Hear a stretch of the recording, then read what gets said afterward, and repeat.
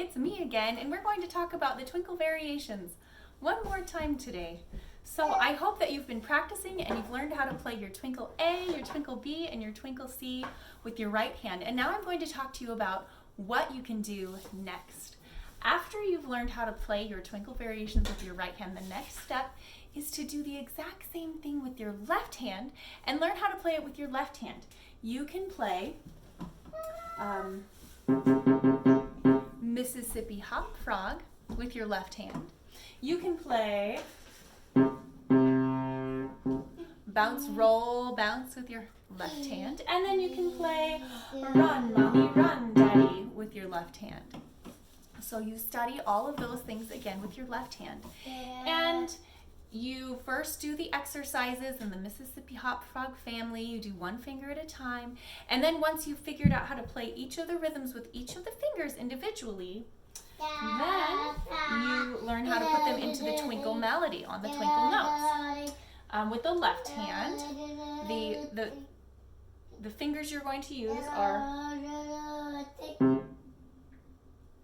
5 on C, and then you jump up to second finger on G, okay? And then we do A, and then G. So those are the fingers that you use. When you get back to the bottom after you've played most of the notes, you'll be doing pinky, and then you'll do pinky again. So your pinky plays on both C and D, and then you've got your 1 and 2 at the top. So those are the fingers you use for left hand. See if you can figure that out. Now, that's just kind of some general directions, but I think you know enough from learning the twinkles with your right hand that I think you can teach them to your left hand. So I want you to try it, and then I want you to tell me how it goes. So make some comments and tell me if you figured it out how to play in the left hand, all of these variations. Okay. Once you've learned how to play twinkle variations with your left hand, then you can start to put your hands together and play with both hands at the same time. I will show you what that's like. So you put your hands on C and C. We have a C up high and a C down low.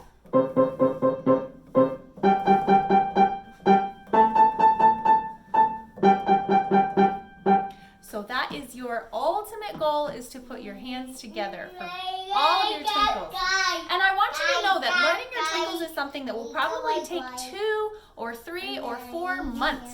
So it's a long process. First you learn your right hand, then you learn your left hand, and then you start to put your hands together. But that's something that you do just a little tiny bit at a time, and it's okay if it takes a really long time for you to figure it out.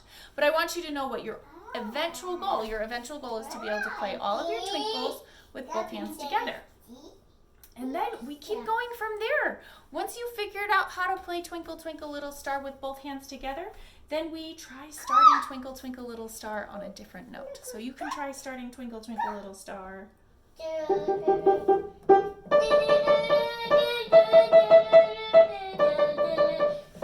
on a G.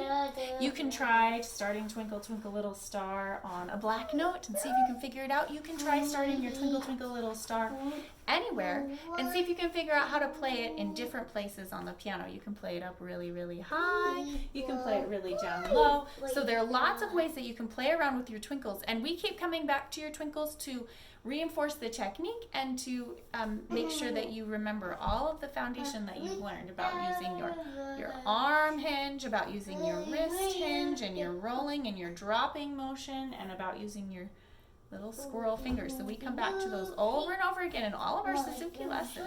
All right. At the very end of book 1, there's a song that has the Mississippi Hop Frog rhythm in it. So that's a little bit about how you can progress after you've learned all of your twinkle variations in your right hand. So hopefully that'll give you some ideas of what to practice.